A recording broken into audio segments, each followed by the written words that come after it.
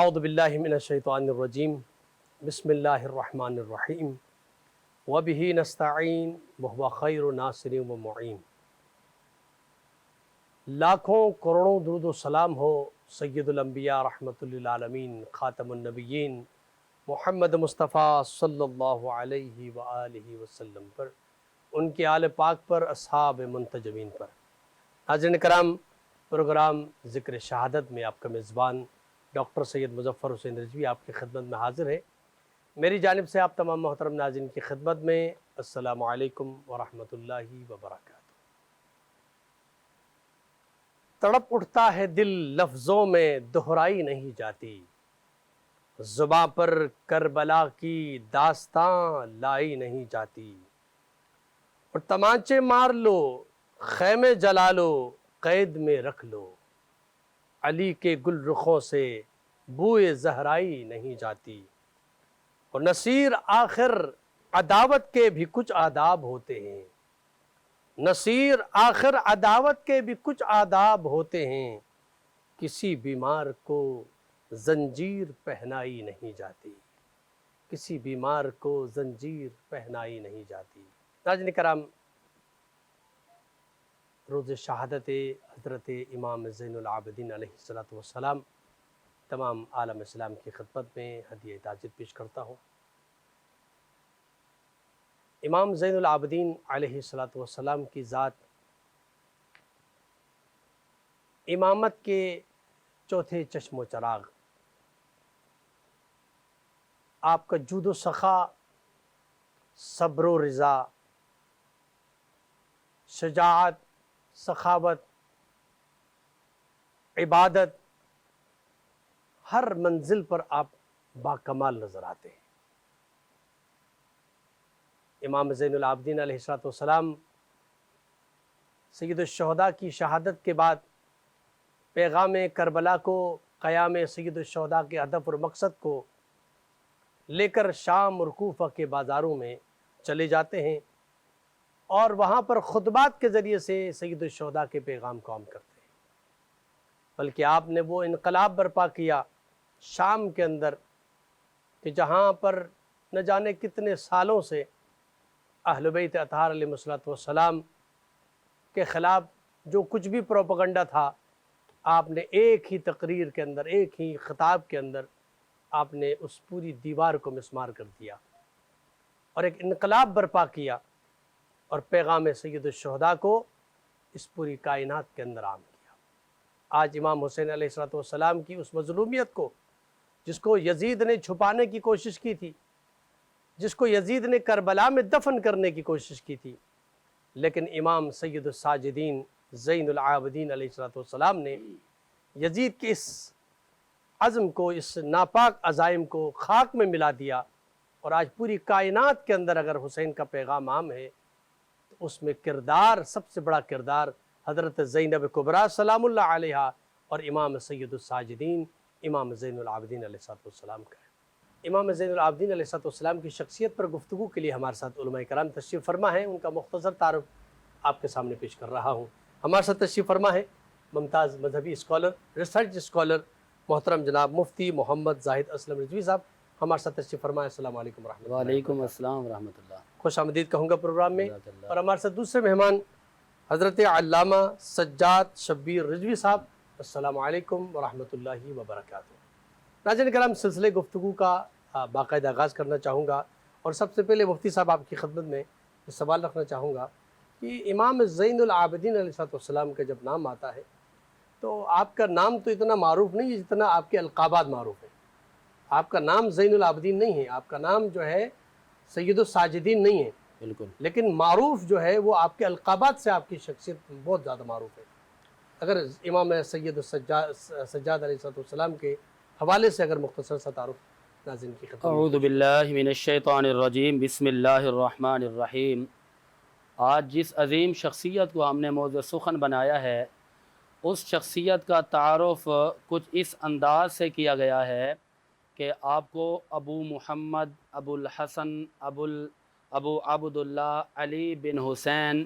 امام الساجدین، زین العابدین اور امام الامین جیسے القابات اور کنیتوں سے لوگ جانتے پہچانتے ہیں۔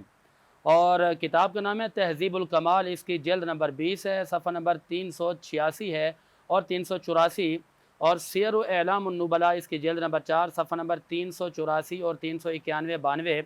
اور اسی طرح تذکرۃ الحفاظ کتاب کا نام ہے، اس کی جلد 1 صفحہ 74، اور تہذیب التہذیب جلد نمبر 7 صفحہ نمبر 304، اور الثقات جلد نمبر 5 صفحہ نمبر 159، اور تاریخ کبیر اس کی جلد نمبر 6 صفحہ نمبر 266، تاریخ اسلام جلد نمبر 3 صفحہ نمبر 180، اور الجرح و تعدیل اس کے صفحہ نمبر 229 پر آپ کی کنیت، آپ کا نام، آپ کے القابات کچھ اس طرح لکھے گئے ہیں: ابو محمد، ابو عبداللہ، ابو الحسن، اور جب آپ کے نام کو لکھا گیا تو لکھا گیا علی بن حسین، یعنی حضرت علی رضی اللہ تعالیٰ عنہ کی محبت کا یہ عالم ہے کہ امام علی مقام امام حسین علیہ السلام نے اپنے شہزادوں کے نام علی کے نام پر رکھے، اور امام زین العابدین کی محبت یہ ہے کہ آپ نے بھی اپنی اولاد میں نام علی کو ضرور شامل رکھا۔ اور رہی بات آپ کے القابات کی، آپ کے القابات میں زین العابدین ہے، یعنی عابدین کی زینت، عبادت کرنے والوں کی خوبصورتی، اور امام الساجدین، ایسا سجدہ کہ جس سجدے میں آپ جب خالق کی کائنات کی بارگاہ میں جاتے ہیں تو ایسی جگہ پر آپ نماز پڑھتے ہیں کہ اس گھر کے اندر آگ لگ جاتی ہے۔ تاریخ ابن عساکر اس کی جلد نمبر 12 صفحہ نمبر 19 پر لکھا گیا، اور تہذیب الکمال جلد 20 صفحہ نمبر 391، سیر و اعلام النبلاء جلد 4 صفحہ نمبر 392، اور اس کے علاوہ الجرح و تعدیل، ان ساری کتابوں کے اندر لکھا گیا ہے کہ آپ جب سجدے میں گئے نا، گھر میں آگ لگ گئی لیکن آپ بے خوف و خطر نماز پڑھتے رہے، آپ سجدہ کرتے رہے۔ جب آپ نے سلام پھیرا، آپ نے اس وقت تک سجدے سے سر نہیں اٹھایا جب تک کہ وہ آگ نہ بجھ گئی ہو۔ آگ بجھ گئی، آپ نے سلام پھیرا، پوچھنے والے نے پوچھا کہ حضور آپ کو کس چیز نے بے خبر رکھا؟ آپ نے جواب دیا کہ بے خبر تو نہیں ہوں، لیکن بات یہ ہے کہ میں نماز میں سجدے میں اس لیے رہا کہ مجھے قیامت کے دن خالق کی کائنات کی بارگاہ میں پیش ہونا تھا، یعنی خدا کا خوف اور خشیت الہی کا یہ عالم ہے کہ آپ نے سر کو نہیں اٹھایا۔ پھر آپ نے فرمایا کہ ہم نے جب سر کو نہیں اٹھایا تو ان سجدوں کی برکت سے خالق کائنات نے اس ساری پریشانی کو بھی دور کر دیا۔ علامہ کہتے ہیں کہ ایک سجدہ جس سے تو گراں سمجھتا ہے، 1000 سجدوں سے آدمی کو نجات دیتا ہے۔ اب امام علی مقام امام حسین علیہ السلام نے بھی یہی پیغام دیا تھا کہ جب اذان کا وقت آتا ہے آپ قیام فرماتے ہیں، نماز کے لیے چلے جاتے ہیں، اور جب یزیدیوں نے دیکھا کہ یہی وقت ہے، یہی موقع ہے، اور اس موقع کو غنیمت جانتے انہیں حملہ کیا، امام علی مقام نے ایک پیغام دیا کہ جان جائے تو جائے پر نماز نہ جائے۔ تو آپ کو امام زین العابدین، امام الساجدین اور امام الامین کیوں کہا جاتا ہے؟ کہ آپ عابدین کے لیے خوبصورتی ہیں، آپ ساجدین کے امام ہیں، آپ امانت داروں کے بھی امام ہیں، اور آپ حسینوں کے بھی امام ہیں، آپ زاہدین کے بھی امام ہیں، آپ عاشقین کے بھی امام ہیں، اور آپ صابرین کے بھی امام ہیں۔ آپ کے القابات بہت زیادہ لکھے گئے۔ اب امام مالک کے حوالے سے بات ہے، امام مالک رحمۃ اللہ تعالی نے فرمایا کہ میں نے یہ بات سنی ہے، مجھ تک یہ بات پہنچائی گئی ہے۔ اس کتاب کو اگر دیکھنا چاہیں یا پڑھنا چاہیں تو سیر و اعلام النبلاء جلد 4 صفحہ 392 ہے، اور اس کے علاوہ تاریخ ابن عساکر جلد 12 صفحہ نمبر 19 ہے، اور اس کے علاوہ تہذیب الکمال کتاب کا نام ہے، اور تہذیب التہذیب ہے، اس کی جلد 7 صفحہ نمبر 407 ہے، اور الثقات جلد 5 صفحہ نمبر 159 ہے۔ امام مالک کیا کہتے ہیں کہ مجھ تک یہ بات پہنچی ہے کہ امام زین العابدین، امام الساجدین، آپ روزانہ 1000 رکعت خالق کائنات کی رضا کے لیے پڑھتے تھے، یعنی 1000 رکعت نوافل پڑھا کرتے تھے۔ اب آپ اندازہ لگائیں کہ جب آپ کے سجدوں کو لوگ دیکھتے، آپ کی عبادتوں کو لوگ دیکھتے، تو پھر تاریخ دانوں نے اپنی کتابوں میں لکھ ڈالا کہ جو روزانہ 1000 رکعت پڑھتے ہیں انہیں زین العابدین کہا جاتا ہے، جو آگ لگنے کے باوجود اللہ کی بارگاہ سے سر کو نہیں اٹھاتے انہیں امام الساجدین کہا جاتا ہے۔ سبحان اللہ، سبحان اللہ۔ یقیناً امام سید الساجدین علیہ السلام کی ذات اقدس واقعی کربلا کے بعد آپ نے جس انداز میں اس سلسلے کو آگے بڑھایا اور پیغام سید الشہداء کو عام کیا، اس کی کوئی مثال نہیں ملتی۔ اور ہمارے ساتھ تشریف فرما ہیں، ممتاز عالم دین ہیں اور اسکالر ہیں حضرت علامہ سجاد شبیر رضوی صاحب۔ میں یہی سوال جو آپ سے میں پوچھ چکا ہوں، میں علامہ صاحب کی خدمت میں بھی رکھوں گا کہ امام علیہ السلام چونکہ واقعی کربلا کے بعد بڑے مشکل، ظاہر ہے ایک واقعہ، اتنا بڑا واقعہ پیش آیا اس کے بعد پھر امام کے لیے دین کی ترویج و تبلیغ کرنا کس قدر محال اور مشکل تھا، لیکن امام نے اس کے باوجود اصلاح اور رہنمائی کا جو طریقہ اپنایا، جو سلسلہ اپنایا، اس حوالے سے اگر ناظرین کی خدمت میں پیش کیجیے گا۔ اعوذ باللہ من الشیطان اللعین الرجیم، بسم اللہ الرحمن الرحیم۔ ڈاکٹر صاحب، آپ نے عصر حاضر کا اور بہت اہم سوال کیا ہے کہ جو کہ نوجوانوں کے لیے خاص طور پہ دیکھیے، سب سے پہلی بات تو یہ ہے کہ امام زین العابدین کو امامت کی ذمہ داری اس وقت ملی کہ ایک کٹھن مرحلہ تھا امام کے سامنے، اور امامت کی ذمہ داری کو انہوں نے کس طریقے سے کربلا سے کوفہ اور کوفہ سے شام، یعنی امامت کو ملتے ہی انہوں نے جہاد اکبر کو شروع کر دیا، اور واقعات کربلا کے بعد جو انہوں نے منصب امامت کی ذمہ داری تھی، جو رسپانسبلٹی تھی، اس کو اس طریقے سے عیاں کیا کہ اس کو اگر میں کچھ حصوں میں ڈیوائیڈ کر دوں کہ ایک طرف تو امامت نے اپنا صبر دکھایا، ایک طرف امامت نے اپنے علم کے جوہر دکھائے، ایک طرف اپنے کردار کو پیش کیا، ایک طرف اپنے اخلاق کو پیش کیا، ایک طرف اس واقعے کو زندہ کیا، یعنی زندہ تو جناب زینب سلام اللہ علیہ نے کیا، جناب امام مولانا سجاد نے جو خطبے دیے ہیں، ان خطبوں نے یزید کے محلات کو تو ڈھا دیا تھا، مگر عوام الناس تک امام کا جو کام ہوتا ہے، ذمہ داری ہوتی ہے، رسپانسبلٹی ہوتی ہے کہ اس واقعے کو عوام الناس تک جس طریقے سے مدینے میں امام زین العابدین نے اپنے کردار سے، اپنے اوصاف سے، یعنی خون بھی رو رہے ہیں، گریہ بھی کر رہے ہیں، مجلس بھی بپا کر کے دنیا کو بتا رہے ہیں کہ سوگواری کرنا امام کی سنت، پھر ایک ایسا امام آج کے عصر حاضر کے لیے میں کہوں گا کہ جس کو منصب امامت ملتے ہی ہاتھوں میں ہتھکڑیاں پہنا دی گئی ہوں، پاؤں میں بیڑیاں پہنا دی گئی ہوں، گلے میں توق، اور یہی سوال تھا جو ابن نعمان نے لکھا ہے کہ جب جناب امام زین العابدین علیہ السلام یزید کے دربار میں آئے تھے تو ایک شخص نے کہا تھا کہ جب مسلم تھے دربار میں گئے تھے تو ان کا تو سر اٹھا ہوا تھا،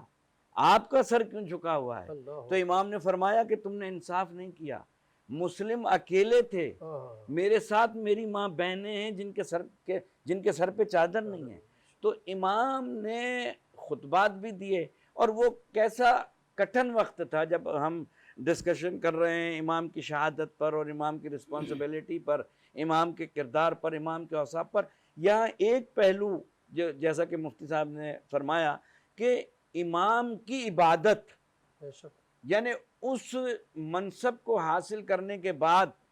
ایک امام کو طوق اور زنجیر میں جکڑ دیا جائے، میں جکڑنے کا لفظ استعمال کر رہا ہوں بڑی ذمہ داری سے، کہ ایک امام کو جکڑ دیا جائے اور اس کے ساتھ ماں بہنیں ہوں جن کی اگر وہ ماں بہنیں کے چادر سرک جائے تو سورج کو گہن لگ جائے، وہ ماں بہنیں ساتھ ہوں، 4 سال کی بہن ساتھ ہو،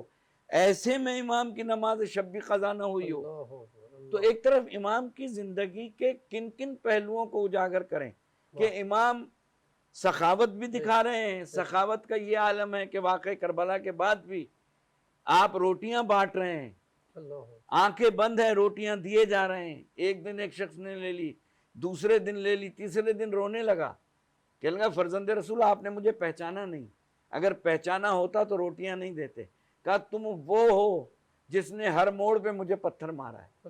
مگر وہ تمہارا اخلاق تھا، یہ میرا اخلاق ہے۔ یعنی امام دنیا کو بتانا یہ چاہتے تھے کہ واقع کربلا اخلاق اور انسانیت کی ایک یونیورسٹی ایسی ہے کہ جس کے رموز 1400 سال گزرنے کے باوجود تر و تازہ رہیں گے۔ امام کی زندگی، امام کا گریہ، امام کا صبر، امام کا یقین، امام کی عبادت، امام کی ریاضت، امام کا حسن ظن، امام کی برداشت، وہ 1400 سال کے بعد بھی ہمارے لیے روز روشن کی طرح آیا ہیں۔ آخر کیوں ہے ایسا؟ دنیا کے میں بہت بڑے بڑے عبادت گزار گزرے ہیں، بڑے بڑے سخی گزرے ہیں، بہت سے بڑے برداشت کرنے والے گزرے ہیں، مگر امام زین العابدین کے امامت ملنے کے بعد اتنی بڑی رسپانسبلٹی امام کو ملی تھی کہ امام نے ہر پہلو کو اپنے منصب کو دیکھتے ہوئے رموز امامت کو بھی ادا کیا،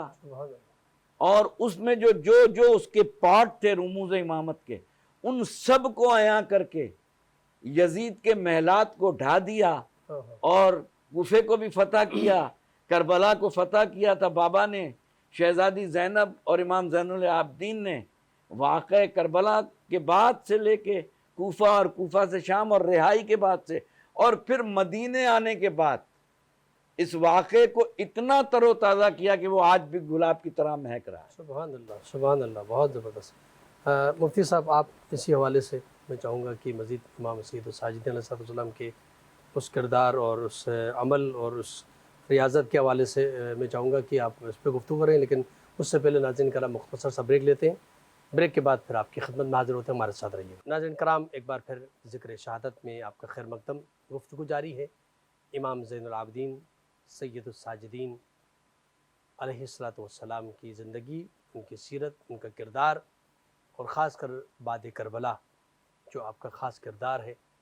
اس شریعت اسلامیہ کو حقیقی معنوں میں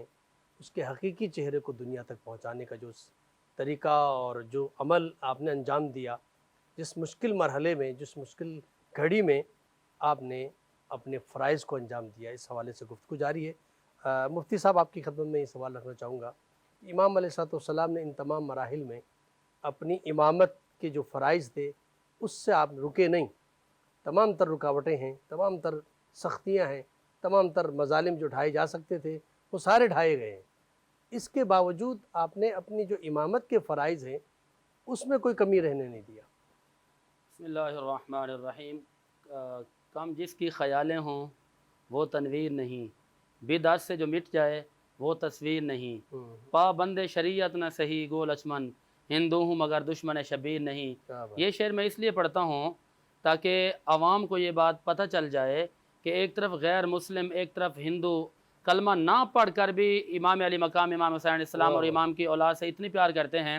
اور دوسری طرف بظاہر کلمہ پڑھنے والے اور اپنے آپ کو حق پر کہنے والوں نے یہ ظلم کیے، اس قدر انہوں نے زیادتیاں کی ہیں کہ تاریخ کربلا آپ اگر اٹھا کر دیکھیں تو آپ کے کلیجے چھلی چھلی ہو جاتے ہیں۔ اب یہاں پر آپ دیکھیے کہ امام العاشقین، امام زین العابدین، امام الساجدین، ابو محمد، ابو الحسن، ابو عبداللہ، علی بن حسین، جنہیں ہم امام زین العابدین، امام سجاد کے نام سے جانتے ہیں،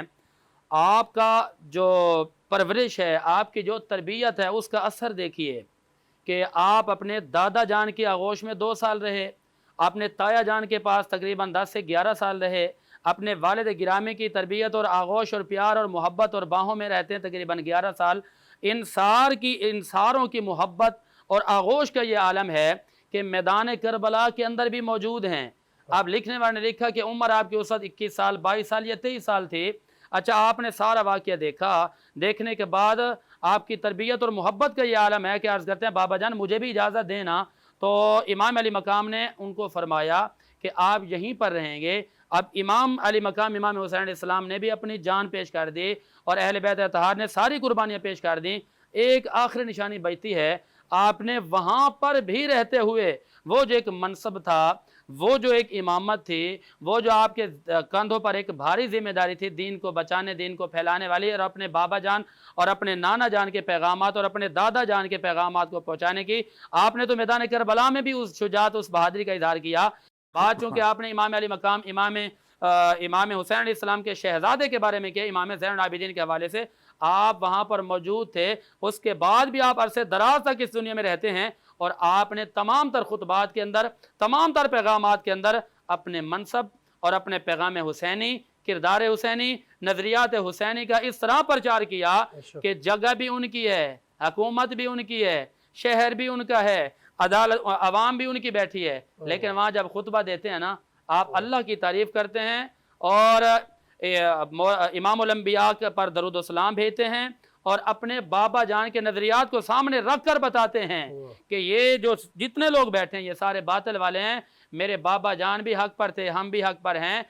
اگر آج ہمارے ساتھ کھڑے ہو جاؤ گے تو ہم اس بات کی گارنٹی اور ذمہ داری لے رہے ہیں کہ قیامت والے دن انشاءاللہ العزیز ہمارے हमारी मोहब्बत की बिना पर तुम कामयाब हो जाओगे। अब वहाँ पर इस तरह के तनाजुर के अंदर, इस तरह के माहौल के अंदर, इस तरह के वाक़यात के अंदर इमाम ज़ैनुल आबिदीन ने क्या किरदार अदा किया? खुतबात में, दुआओं में, किरदार में, अशात में, तरवीज में आपने वो सारे पैगामात आवाम तक पहुँचाए जिन पैगामात की खातिर अहल बैत अतार ने अपनी जानों को कुर्बान किया। और अगर आपके सईदों को देखा जाए, आपकी इबादत को देखा जाए, आपकी खिदमात को देखा जाए, तो उसमें हिलियतुल औलिया किताब का नाम है, इसकी जल्द 4 सफ़ा नंबर 226, अत-तबकात इसकी जल्द 5 सफ़ा नंबर 216, तहज़ीबुल कमाल जल्द 20 सफ़ा नंबर 391 और सियर-ओ-इलाम नुबला जल्द 4 सफ़ा नंबर 392। आप वज़ू करते हैं, आप नमाज़ पढ़ते हैं, लोग हैरान हो जाते हैं, देखते हैं कि हुजूर आपका चेहरे में इतनी जर्दी, इतनी तब्दीली क्यों आती है? आप फरमाते हैं कि मेरे चेहरे में जर्दी और तब्दीली इसलिए आती है, मैं ये सोचता हूँ कि मैं खालिक कायनात की बारगाह में पेश होने के लिए जा रहा हूँ और मैं अल्लाह की बारगाह में नमाज़ पढ़ने के लिए जा रहा हूँ। आपके ये सजदे, ये इबादत हैं और ये रियाज़ात हैं। और यहाँ पर हम ये बात भी ज़रूर अर्ज़ करेंगे कि जो अहले बैत अतहार हैं, इनको अल्लाह रब्बुल आलमीन ने वो उलूम अता फरमाए हैं कि जो उलूम दुनिया में और किसी के पास नहीं है। यानी कि जो ख़ास बंदे हैं, जो तक़वा पर हैं, जो हुजूर के दर वाले हैं, हुजूर के घर वाले हैं, जो हुजूर के घर वाले हैं, उनको इल्मी, वहबी, कसबी सारे उलूम पर भर में अता कर दिए गए हैं। क्या बात, क्या बात, सुभान अल्लाह, सुभान अल्लाह। क़िबला आपकी खिदमत में सवाल रखना चाहूँगा। इमाम अलैहिस्सलाम ने दो ही तरीके हमारे सामने आते हैं कि पैगाम सय्यदुश्शुहदा को या पैगाम मुस्तफ़ा को, पैगाम खुदा को दुनिया तक, आलम इस्लाम तक पहुँचाया। और उसमें एक तरीका तो ये है कि आपने, आपकी जो किताब है जिसे ज़बूर आले मोहम्मद कहते हैं, यानी आपकी जो किताब, उसके बाद आपका दूसरा जो तरीका नज़र आता है वो सय्यदुश्शुहदा की अज़ादारी है। आपने गिरिया किया, आपने आपके गिरिये के ज़रिए से जिस अंदाज़ में सय्यदुश्शुहदा के पैगाम को आम किया, रसूलुल्लाह की इस शरीयत को पहुँचाए, इन दो तरीक़ों से आपने पहुँचाया। तो वो ज़रा नाज़रीन की खिदमत में पेश कीजिएगा कि किस तरह आपने उस दुआ की किताब के ज़रिए से पैगाम पहुँचाया। देखिए, आपने जैसे फरमाया, सहीफ़े कामिला अगर दुनिया में न होती तो दुनिया को आदाब दुआ कौन क्या सिखाता? बात है, बहुत खूब है। इमाम ज़ैनुल आबिदीन ने सहीफ़े कामिला की दुआएं जब हम उठाते हैं तो आलम बशरियत के लिए इस किताब में मुकम्मल नजात, वाक़ई, यानी आदाब दुआ और हर रिश्ते के लिए दुआ, हर मुश्किल के लिए दुआ। और मैं अर्ज़ करूं कि जब मैं 2014 में मुल्क से बाहर गया था ऑस्ट्रेलिया में, तो वहाँ एक यूनिवर्सिटी में जब मैं गया तो मैंने अंग्रेज़ी में भी सहीफ़े कामिला देखी और उर्दू में भी रखी हुई देखी सहीफ़े कामिला।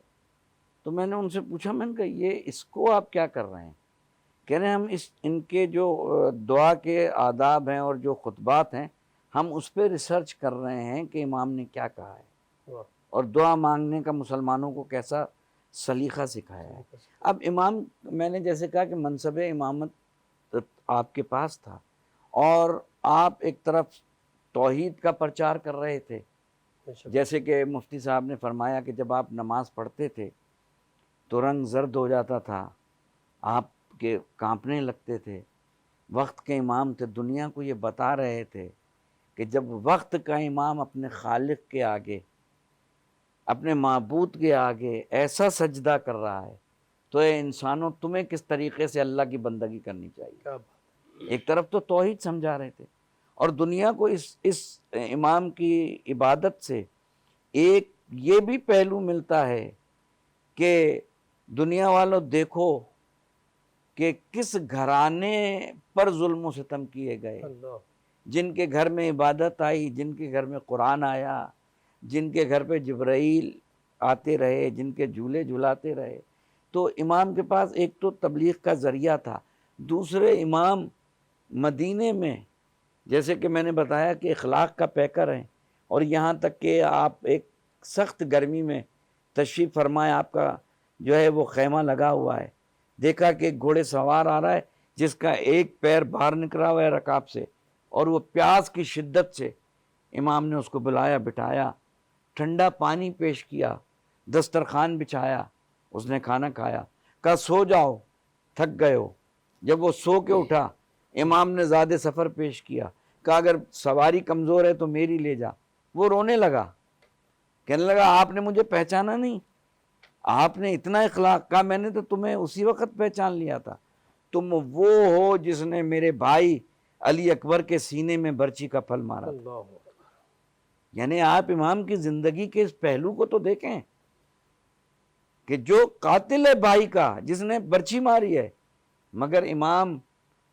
یہ بتا رہے ہیں، اس سے تمام امہ کو یہ میسج مل رہا ہے۔ آج جو مسلمان دنیا میں پریشان حال ہے، فلسطین کی آپ جو حالت دیکھ رہے ہیں، کشمیر میں آپ دیکھ رہے ہیں، پاکستان میں ہر جگہ مسلمان پریشان ہیں، اس کی وجہ کیا ہے؟ ہم نے ائمہ کی سیرت کو بھلا دیا ہے، ہم بیان نہیں کرتے امام کی سیرت کو۔ اب امام کی ایک سیرت یہ ہے، دوسری طرف آپ آنکھوں سے خون رو رہے ہیں، اور عالم یہ ہے کہ جب آپ راستے سے گزرتے ہیں تو قصاب جو ہے گوشت پہ کپڑا ڈال دیتے ہیں، آپ آ کے ان سے پوچھتے ہیں تم نے اس جانور کو پانی پلایا تھا؟ کہا فرزند رسول ہم مسلمان ہیں، ہم نے تو کہا اس وقت تک تو نہیں ہٹایا تھا، ہٹا جب تک اس نے خود منہ نہ ہٹا لیا، کہا ہاں فرزند رسول۔ پھر رو کے کہتے تھے کہ میرا بابا کربلا میں بھوکا اور پیاسا مارا گیا۔ یعنی عزاداری صرف چار دیواری میں نہیں کر رہے ہیں، اللہ مدینے کے بازار میں عزاداری کر کے دنیا کو بتا رہے ہیں، خون رو رہے ہیں۔ منال کہتے ہیں مولا کب تک روئیں گے،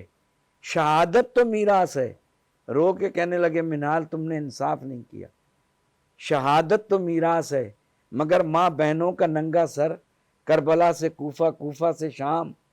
اور جب بھی کسی نے پوچھا مولا تکلیف کہاں پہ آئی، آپ نے کہا شام، الشام، الشام۔ مولا کربلا میں بھرا گھر لٹ گیا، بھرا گھر لٹ گیا کربلا میں، بابا کی لاش پہ گھوڑے دوڑائے گئے، ماں بہنوں کی چادریں چھینی گئی۔ کہا بس وہ شام تھا جہاں کوئی ہم پہ صدقے کی کھجوریں پھینک رہا تھا، کوئی گرم پانی پھینک رہا تھا، کوئی کہہ رہا تھا باغیوں کا تماشا دیکھو۔ تو سید سجاد کی پوری زندگی کربلا سے کوفہ اور عصر شام غریباں سے لے کر، اور پھر قید خانے سے رہائی ملنے کے بعد، اور پھر مدینے آنے کے بعد، یعنی مدینے آنے کے بعد بھی یہ سچویشن کریٹ ہوئی کہ امام نے جب عزاداری شروع کی، مجالس کا سلسلہ شروع ہوا، کربلا کی ترویج شروع ہوئی، بادشاہوں کو پھر کھٹکنے لگے آپ۔ یہ ایک شخصیت نہیں، ایک طرف خواتین میں رول ماڈل جو ہیں کربلا کا، شہزادی زینب سلام اللہ ترویج کر رہی تھی بھائی کی، مجالس بپا کر رہی ہیں، دنیا ہل رہی ہے۔ انہیں پتا تھا کہ سید سجاد اور جناب زینب انقلاب لے آئیں گے، حالانکہ انہوں نے سر توڑ کوشش کی، مگر سید سجاد نے یہ پیغام ہر مظلوم تک پہنچا دیا، جناب زینب نے ہر خاتون تک یہ پیغام پہنچا دیا کہ ہمارے ساتھ کیا ہوا۔ کربلا کا فیصلہ تو اسی وقت ہو گیا تھا ڈاکٹر صاحب، جب روایت کے مطابق جب یزید کو کچھ سمجھ میں نہیں آیا، اس نے کہا بغیر وقت کے اذان دے دو، اور جیسے ہی محمد رسول اللہ صلی اللہ علیہ وسلم کہا گیا،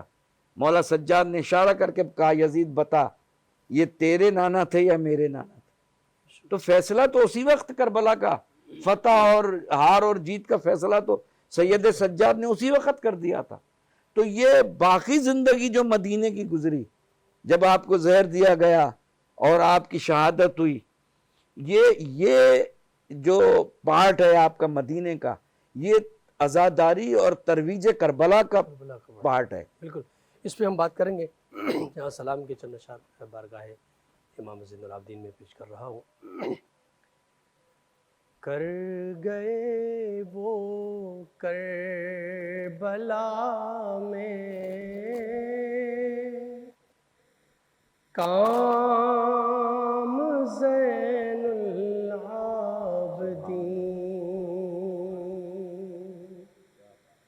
کر گئے وہ کربلا میں کام زین العابدین، ابھی ہے احسان من اسلام زین العابدین،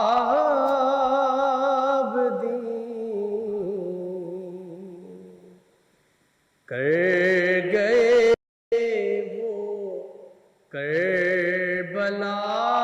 میں کام زین العابدین، آپ کے سجدوں پہ سجاد سب سجدے نثار، آپ کے سجدوں پہ سجاد سب سجدے نثار، ہے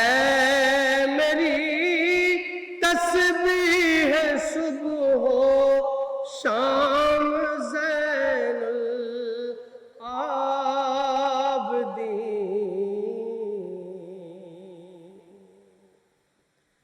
کربلا سے شام تک مشکل کشائی کے لیے،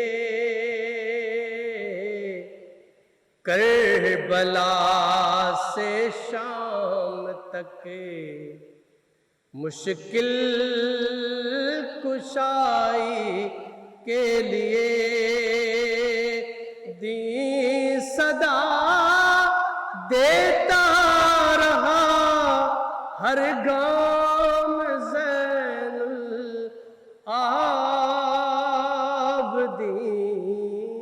العابدین، اور کر رہے تھے کوفی اور شامی جو سرور کے خلاف، کر رہے تھے کوفی اور شامی جو سرور کے خلاف، کر گئے وہ سازش ناکام زین العابدین،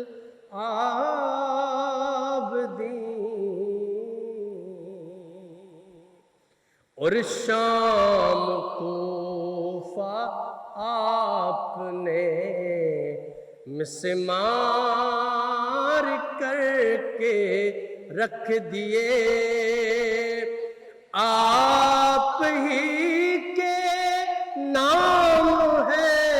اب شام زین العابدین۔ محترم ناظرین کرام، ایک بار پھر پروگرام ذکر شہادت میں آپ کا خیر مقدم ہے۔ گفتگو جاری ہے امام سید الساجدین امام زین العابدین علیہ السلام کی زندگی، ان کی سیرت اور خاص کر واقعی کربلا کے بعد آپ نے کس طرح دین اسلام کی ترویج و تبلیغ فرمائی۔ علماء کرام تشریف فرما ہے۔ میں مفتی صاحب کی خدمت میں سوال رکھنا چاہوں گا،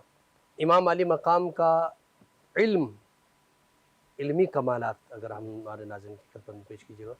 دیکھیں جی، بالکل امام علی مقام ابو محمد ابو عبداللہ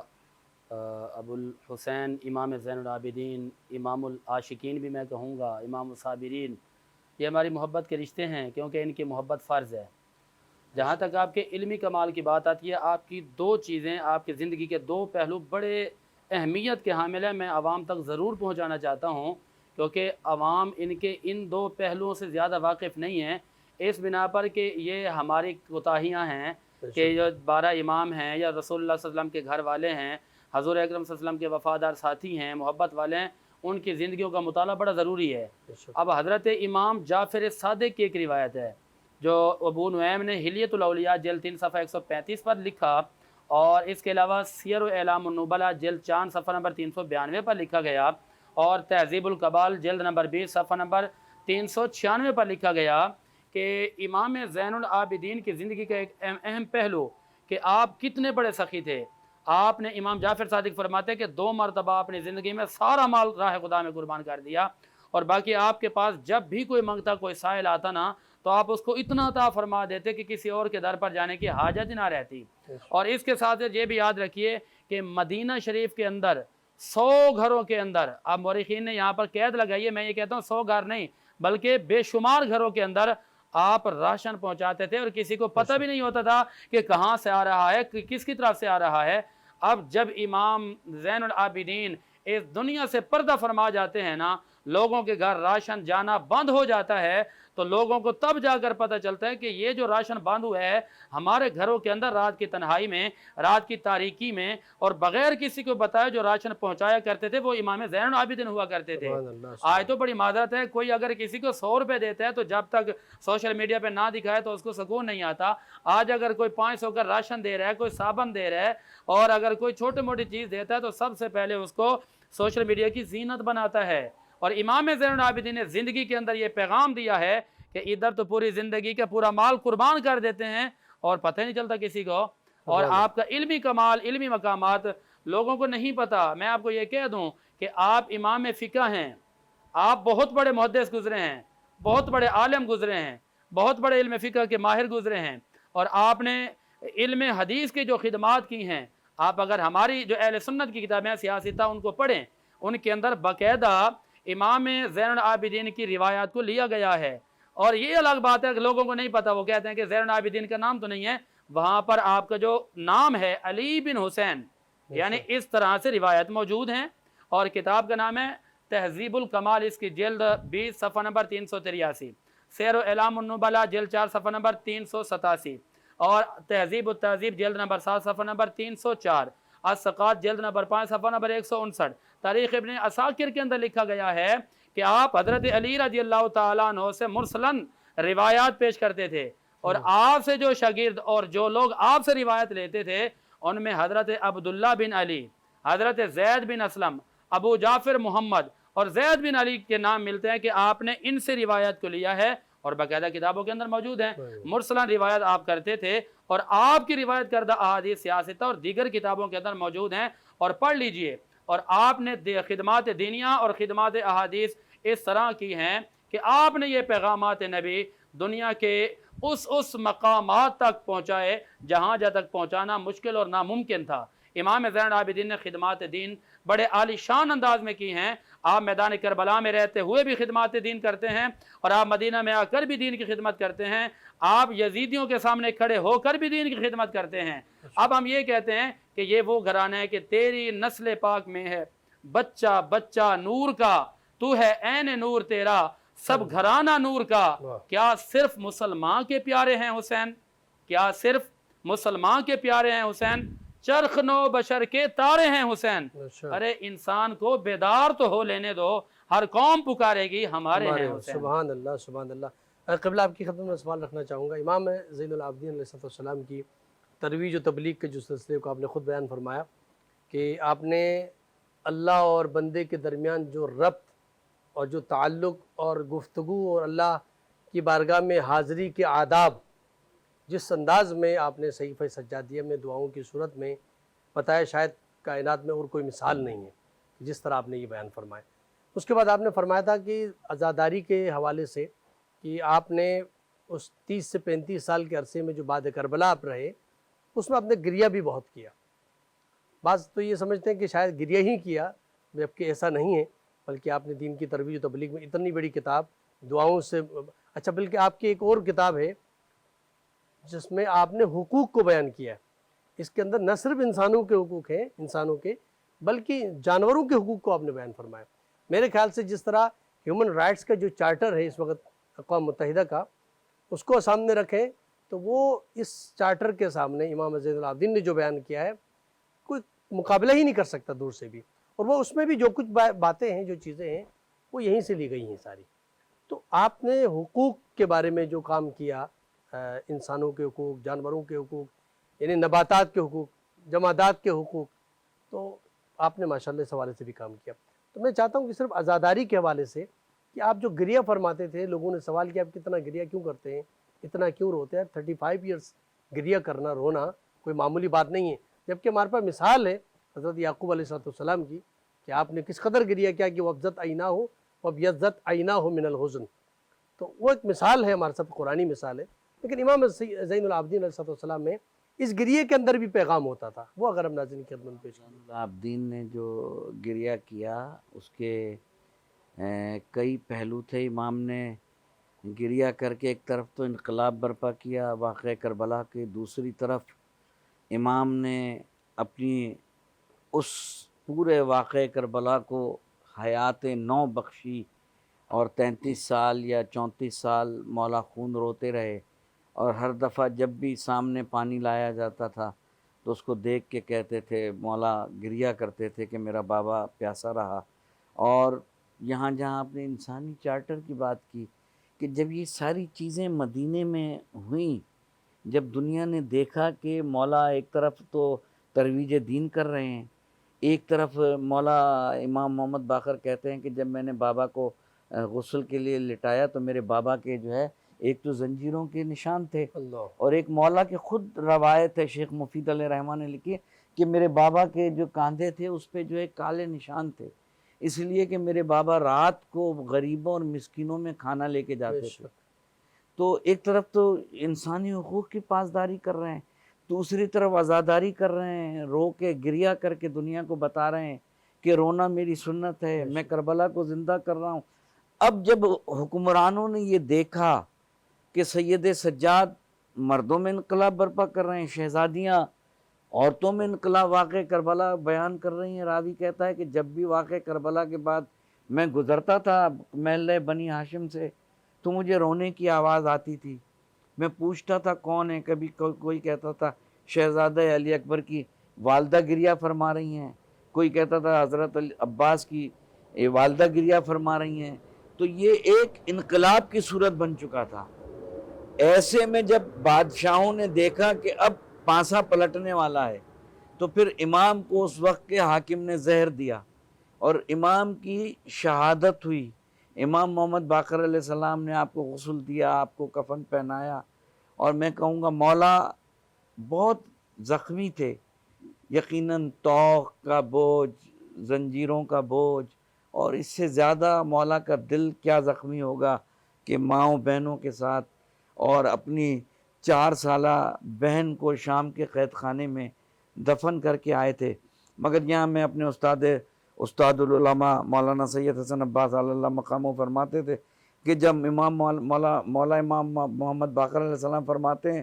کہ جب میں اپنے بابا کو لے کے چلا جنت البقیع میں دفنانے، تو جب میں دفنا رہا تھا تو کسی مستور کے رونے کی آواز آ رہی تھی، تو مجھ سے کسی نے پوچھا کہ یہ کون سی مستور ہے جو رو رہی ہیں، تو کہا کہ یہ میری دادی فاطمۃ الزہرا ہیں جو سید سجاد پہ گریہ کناں ہیں۔ آج مولا ہمارا سید الساجدین زین العابدین میرا مولا اس دنیا سے رخصت ہو رہا ہے۔ آج تجدید عہد کا دن ہے، آج ہمیں مولا سے یہ عہد کرنا ہے کہ مولا آپ جس طریقے سے عبادت کرتے تھے، جس طریقے سے آپ کا اللہ سے ربط تھا، جس طریقے سے آپ نے صحیفہ کاملہ کی دعاؤں میں ہمیں طریقہ آداب دعا سکھایا ہے، ہمیں جس طریقے سے گریہ سکھایا ہے، وہ گریہ جس سے انقلاب برپا ہو، جس سے یزیدیت کے اعمال لرزے۔ مولا آج کے دن ہم یہ عہد کرتے ہیں آپ کی بارگاہ میں کہ آپ کے اس ساری باتوں کو ہم اس پہ عمل کرنے کی پوری کوشش کریں گے۔ آج نوحہ کناں ہے دنیا، اس دنیا سے ہمارا امام رخصت ہوا ہے، وہ امام کے بیڑیاں تو کٹ گئیں مگر امام کے دل کے وہ خراش، امام کا وہ خون، امام کا وہ درد، الشام الشام، آج بھی فضا میں یہ آواز گونج رہی ہے میرے مولا کی۔ اگر ایک بابا نے ندا دی تھی عصر عاشور، حل من ناص ینصرنا، اور وہ میرا مولا سجاد جو دنیا سے آج رخصت ہوا ہے، اس کی صدا یہ گونج رہی ہے، الشام الشام الشام۔ بارگاہ سید ساجدین علیہ السلام کی بارگاہ میں چند اشعار نوحے کے پیش کر رہا ہوں۔ نہ جانے قید میں عابد کا حال کیا ہوگا،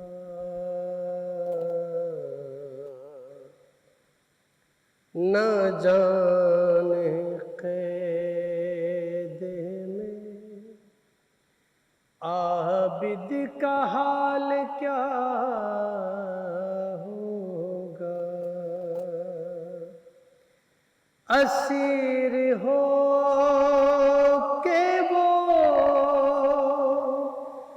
جب شام میں گیا ہوگا نہ جانے قید میں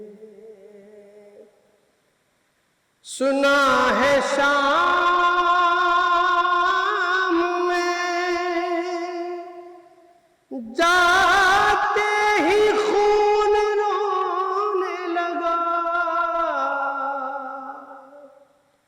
سنا ہے شام میں جاتے ہی خون رونے لگا نہ جانے شمر نے اس وقت کیا کہا ہوگا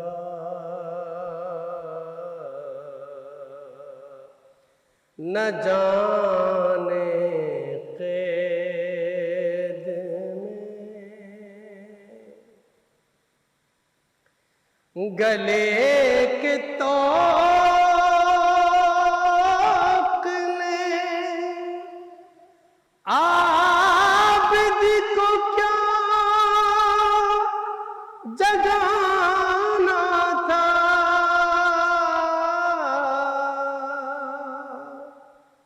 گلے کے طوق نے عابد کو کیا جگانا تھا وہ اپنے کھوئے ہوئے لعل ڈھونڈتا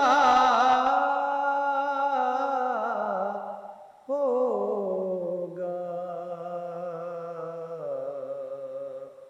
نہ جانے قید میں